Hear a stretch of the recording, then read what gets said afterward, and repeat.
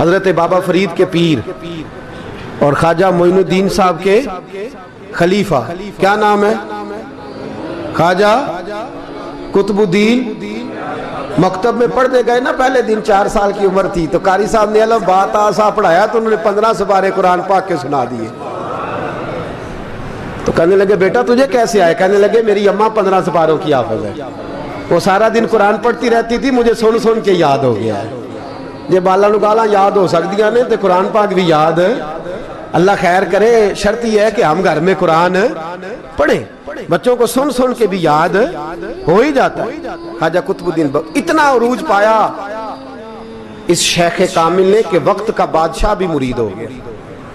سلطان شمس الدین التمش مرید تھا، دلی کا بادشاہ بھی مرید تھا، اجمیر کا بادشاہ خواجہ معین الدین صاحب کا مرید نہیں ہوا،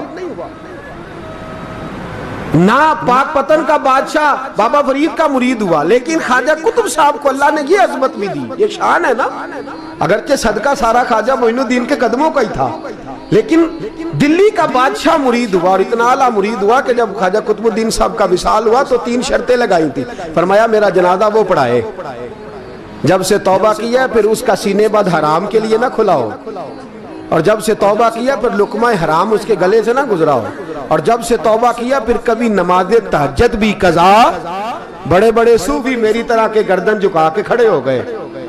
7ویں صف سے دلی کا بادشاہ نکل آیا، کہنے لگا پیرا ساری زندگی میں نے پردہ داری سے عبادت کی تھی، تو جاتی دفعہ مجھے بے نقاب کر گیا ہے۔ اتنا بڑا انہوں نے شخص تھا، اور حال یہ تھا لوگ کہتے ہیں کہ فلانا آدمی امیر آدمی ہے تو حضرت صاحب کا تعلق پیر صاحب کا تعلق زیادہ ہے، تو اس کی عمارت نہ دے، کبھی کبھی اس کی پرہیزگاری بھی دے، اس کی خدمت گزاری بھی دے۔ خواجہ قطب الدین صاحب پہ بھی الزام لگتے رہے۔ ایک الزام یہ بھی لگا کہ قریب چلے گئے۔ ہوا کیا؟ جب بادشاہ مرید ہوا تو کہنے لگا حضرت جی میں نے بادشاہی نہیں کرنی، میں نے اب خانقاہ میں رہنا ہے۔ تو فرمایا بیٹا تو چھوڑ دے گا تو کوئی ظالم بیٹھ جائے گا، تو حضور پھر کیا حکم ہے؟ فرمانے لگے تو نے کرنی ہے۔ تو کہا حضور آپ وہ کہاں ہوتے ہیں، میں کہاں ہوتا ہوں، دل ہی نہیں لگتا۔ تو آپ فرمانے لگے میں ڈیرہ اٹھا کے تیرے قریب لے آتا ہوں۔ خواجہ صاحب 1 کلومیٹر کے فاصلے پر ڈیرہ اٹھا کے لے آئے۔ فرمانے لگے میں تیری تربیت کرتا رہوں گا، تو مخلوق کا بھلا کرتے رہنا۔ صلی اللہ علیہ، تو حضور کی امت کا اللہ وہ قریب ہے۔ اس وقت بھی لوگوں نے بڑی باتیں کی کہ دیکھو جی بادشاہ تھا نا تو پیر صاحب بھی نیڑے آ گئے۔ لوگ دیکھتے نہیں کہ اصل بات کیا ہے۔ خیر وقت گزر گیا، بادشاہی مرید ہو گیا، تو پھر دلی سارے میں اسلام، اتنا عدل انصاف، ہندوؤں کو بات پسند نہ آئی، انہوں نے کچھ مسلمان خرید لیے۔ سلطان شمس الدین التمش بیٹھا ہے دربار میں، جاگ رہے ہیں نا آپ لوگ سب، کہیے صلی اللہ علیہ، بڑی غور سے سننے والی بات۔ ایک دن سلطان شمس الدین تمش دربار میں بیٹھا ہے، قاضی عدالت بھی بیٹھے ہیں، مقدمات سنے جا رہے ہیں، باہر سے رونے کی آواز آنے لگی، چیخنے چلانے کی، بی بی بیان کر رہی، کیا ہو گیا کیا ہو گیا؟ وہ ٹال لگے ہوتے تھے بادشاہوں کے، وہ بجنے لگے، زور ہونے لگا۔ بادشاہ نے کہا اس فریادی کو جلدی بلاؤ۔ وہ اندر عورت آئی تو چیخ چیخ کے رو رو کے اس نے اپنے کپڑے پھاڑ پھاڑ کے، برا حال، 2 مہینے کا بچہ، لوگ اس کی آہو زاری پر اس کی طرف متوجہ، بھی کیا ہوا، پانی پلاؤ بٹھاؤ، کیا ہو گیا؟ کہنے لگی لٹ گئی، عزت برباد ہو گئی، تباہ کر دی گئی۔ میں کیا ہوا؟ کہنے لگی بادشاہ ایک شخص میرا غیر شرعی خاوند بنا، پھر مجھے حمل ہوا، پھر میری گود میں یہ بچہ ہے 2 مہینے کا، اب گئی ہوں تو وہ کہتا ہے کہ میرا تو تیرے سے تعلق ہی کوئی نہیں۔ بادشاہ کہنے لگے یہ سلطان شمس الدین تمش کی جگہ ہے، اور میں نے رسول اللہ صلی اللہ علیہ وسلم کے دین کے مطابق حکومت استوار کی ہے، کون ہے جو تیرے ساتھ؟ ابھی گردن نہ کاٹ دوں گا، بات کر کون ہے؟ کہنے لگی تو کچھ بھی نہیں کرے گا، کوئی کچھ نہیں کر سکتا۔ لوگ کلمے چھوڑ کے بیٹھ گئے، توجہ ادھر ہو گئی۔ پراپوگنڈے بڑا اثر کرتے ہیں معاشرے پہ، رنگ ایسا عجیب ہے، انداز ایسا عجیب ہے۔ فرمایا بات تو کر۔ اس عورت کی آواز گونجی تو حالات ہی خراب ہو گئے۔ کہنے لگی بادشاہ حوصلہ پیدا کر سننے کا۔ کہا تو بات کر۔ کہنے لگی میرے گود میں جو بچہ ہے یہ قطب الدین بختیار کاکی کا ہے، یہ تیرے پیر کی ناجائز اولاد ہے، اٹھاؤ، پروفیسر سلیم چشتی نے پی ایچ ڈی کی ہے، وہ لکھ رہے ہیں اس واقعے، تیرے پیر کا ناجائز بچہ ہے۔ ہاتھ کانپنے لگے بادشاہ کے، کہنے لگے یا اللہ کبھی تو قیامت برپا کر دے تو معاملہ ٹھیک ہو جائے، میں تیری زبان کھینچ دوں گا تیری گر۔ تو نے بات کیسے کی؟ کہنے لگی میں نے کہا تھا نا تیرے اندر حوصلہ نہیں، میری عزت تار تار ہو گئی اور تو پیر بچا رہا ہے۔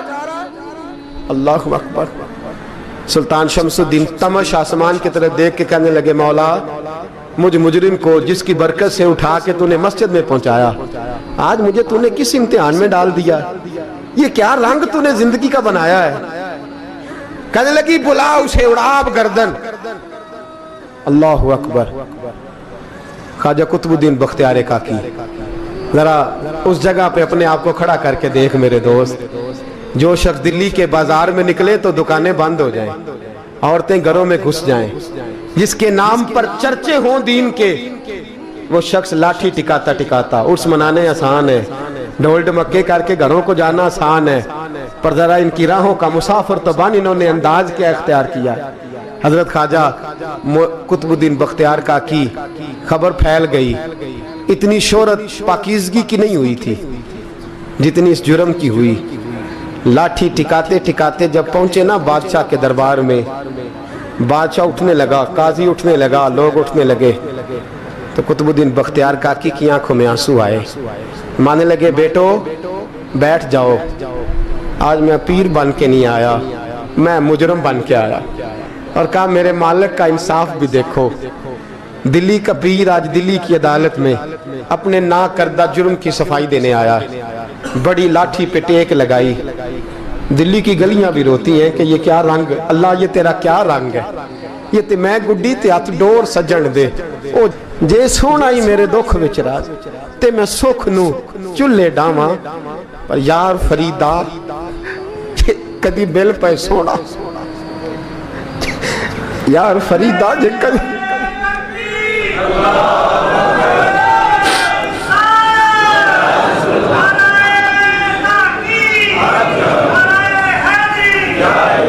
یہ کدی مل پہ سونا، بس انہوں رو رو حال سناواں، ٹیک لگائی ہے، کہنے لگی بی بی بول دے گواہی، کہنے لگی بی بی رب جانتا ہے، رب کا رسول جانتا ہے، پر میں تجھے نہیں جانتا، تو کون ہے؟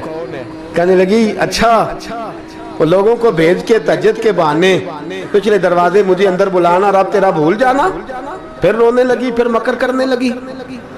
مجھے بتائیے ایسا کوئی مقدمہ ہو تو لوگ کیا کہتے ہیں؟ یکدم حالات بدلتے ہیں کہ نہیں بدلتے؟ دلی کا ماحول ہی بدل گیا، سارا رنگ ہی بدل گیا۔ عورت تو ہندو تھی، اس نے تو جھوٹ موٹ کے کلمے بھی پڑھ رکھے ہیں۔ اللہ اکبر۔ خواجہ صاحب پوچھتے ہیں گواہ ہے کوئی تیرے پاس؟ تو 4 کلمہ پڑھنے والے کھڑے ہو گئے۔ اللہ کرے کلمہ پڑھنے والے بکا نہ کریں، آمین تو کہیں۔ وہ کھڑے ہو کے کہنے لگے ہاں ہم نے آتے بھی دیکھا ہے، جاتے بھی دیکھا ہے۔ خواجہ قطب الدین صاحب نے نظر عثمان کی طرف اٹھائی، کہنے لگے اچھا جو تیری مرضی، میں گڈی تے ہاتھ ڈور سجن دے، وہ جنج رکھے اونج رہنا ہے، واجب نہیں وچ شریعت مندہ قسم نو کہنا۔ کہنے لگے سلطان یار ایک رات کی مہلت نہیں دے دیتا؟ میں سویرے سلطان بھی رو پڑا کہ پیر صاحب میں نوکر اور میں مولتے، اچھا حضور جیسے مرضی۔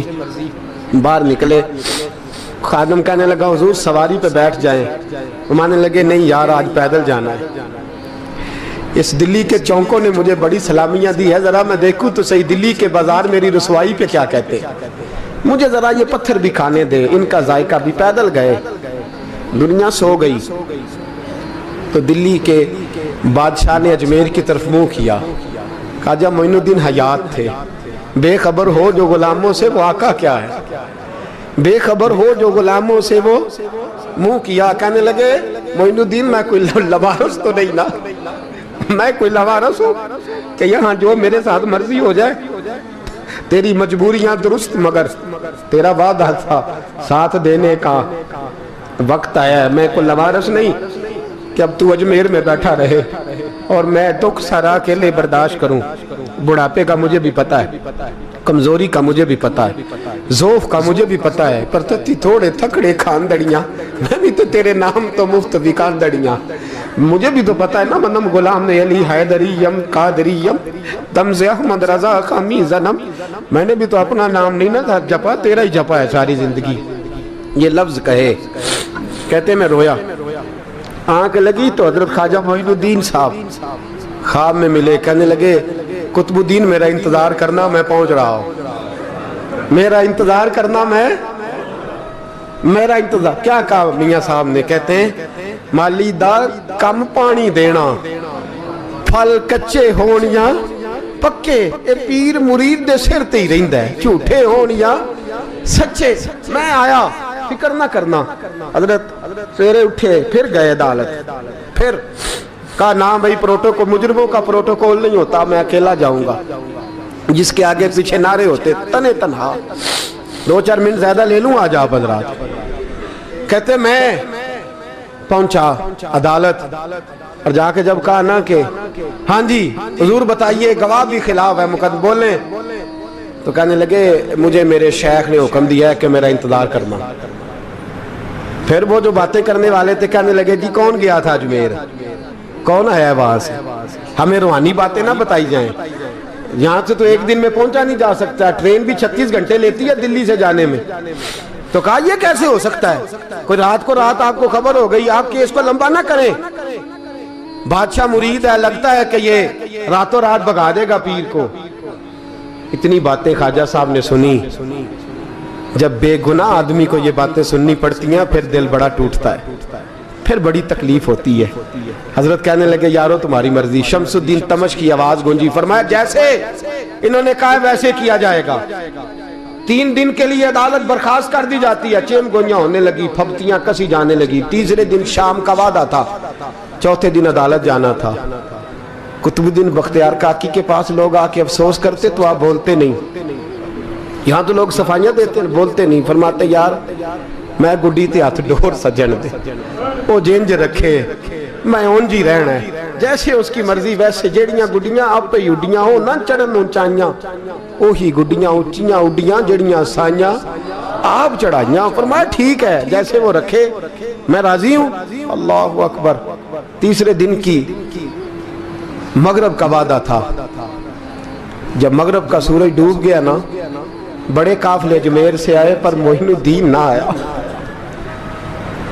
وعدہ کیا تھا یار نے, آؤں گا دن ڈھلے. وہ خواجہ غلام فرید صاحب رحمت اللہ تعالیٰ علیہ فرمایا کرتے تھے نا, کوا کھانے لگا آنکھیں تو کہنے لگے کاغا اے تن سارا ہی کھائیو, میرا چن چن کھائیو ماس, میرے 2 نین نہ کھائیو, مینو پیا ملن دی آس. نے کہا سارا کھا جا, آنکھیں چھوڑ دے. اس نے کہا تھا میں آؤں گا, انتظار لمبا ہو گیا ہے پر میری امید تو نہیں نہ ٹوٹی. مغرب کی اذان ہوئی تو لوگ کہنے لگے لو جی اب بس ہو گئی. خواجہ قطب الدین صاحب نے اللہ اکبر کہہ کے مغرب کی جماعت جب میدان میں کھڑی کی تو اپنی بھی چیخ نکل گئی, آئی نہیں. لیکن جب نماز کا سلام پھیرا تو خواجہ معین الدین صاحب کی 2 رکعتیں ابھی باقی تھی. خواجہ صاحب پیچھے نماز پڑھ رہے ہیں, سلام پھیرا, اور نماز کے بعد جب اٹھے نا تو خواجہ صاحب کے سینے کے سینہ لگا. تو کہا حضرت جی میں شہزادہ تھا, آپ نے کہا تھا خشک روٹی کھانا تو میں نے خشک کی کھائی ہے, آپ نے کہا تھا فاقے کرنا تو میں نے کیے ہیں, آپ نے کہا وطن واپس نہیں جانا تو میں نہیں گیا. حضور اس امتحان کا آپ نے بتایا ہی نہیں تھا, یہ مجھے بتا جاتے اب اس سفید داڑھی سے میں جواب دیتا پھروں. خواجہ معین الدین صاحب نے جھٹکا, پیچھے ہٹ, تو زیادہ عزت والا ہے کہ یوسف زیادہ عزت والا تھا, تو زیادہ مقام والا ہے کہ عائشہ زیادہ مقام والی تھی, چپ کر, یہ کچھ صوفیاء کا طریقہ ہے, چپ کر. عرض کی حضور غلطی ہو گئی, میں پہلے نہیں رویا, تو ملا ہے تو رویا ہو, میں پہلے نہیں تڑپا, میں نے شکوا نہیں, تو ملا ہے, اپنا ہی کو ملے تو دکھ یاد آتے ہیں نا. پر میں چپ کر, جا سلطان سے کہہ دے سویرے نماز کے بعد عدالت لگا دے. سویرے جب عدالت لگی نا تو خواجہ معین الدین صاحب بازو پکڑا خواجہ قطب صاحب کا, نکلے تو دیکھا لائنیں لگی ہیں, مجمع لگا ہے, آنکھوں میں آنسو آ گئے. کہا حضور آپ کیوں روتے ہیں؟ فرمایا میرا دل تھا لوگ میرے قطب کی شان دیکھنے آئے, یہ کتنے بدبخت ہیں، میرے کتب کی رسوائی دیکھنے آئے، کتنے نالائق ہیں، رسوائی دیکھنے اتنے آئے ہیں، شان دیکھنے آتے ہی نہیں۔ اللہ اکبر۔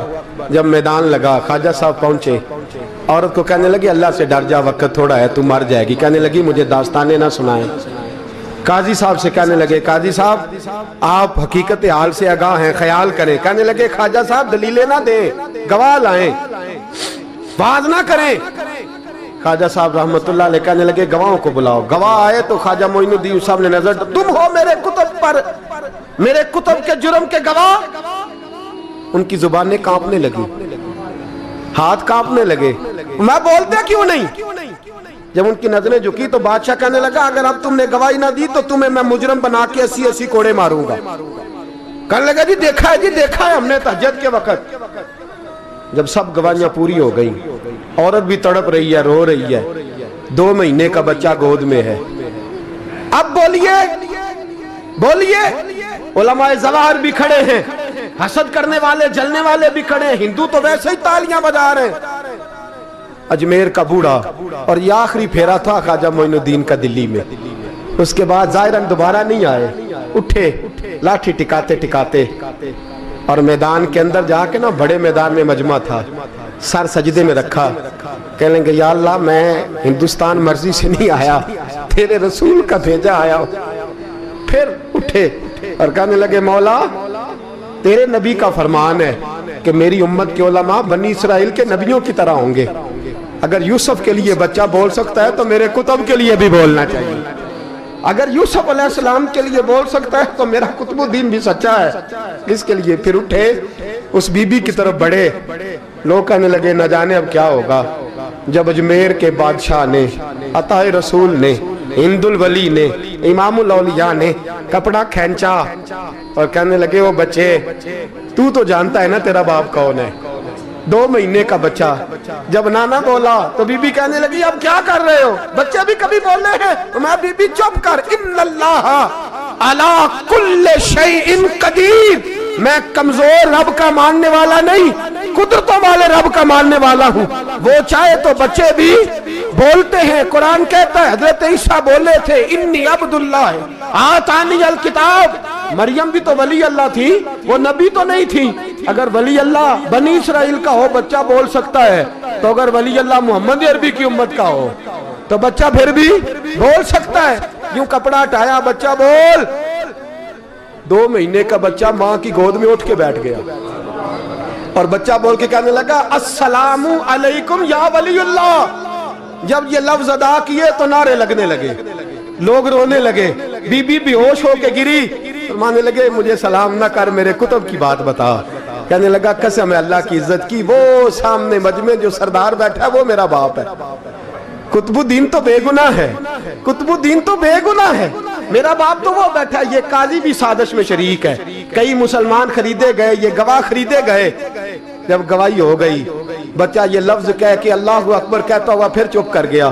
خواجہ قطب الدین صاحب کا بازو پکڑا، خواجہ معین الدین صاحب نے مجمع سے باہر نکلے، لوگ کہنے لگے حضور آپ کچھ بولتے نہیں، فرمانے لگے جس نے بولنا تھا وہ بول چکا ہے، جس نے بولنا تھا وہ جو جادو وہ جو سر چڑھ کے بولے۔ فرمایا تم نے افواہوں پہ نظر رکھی اور میں نے اللہ کی قدرت پہ نظر رکھی، تم نے اس کے کردار کو جھنجھوڑا اور میں نے اس کے کردار کو تعمیر کیا۔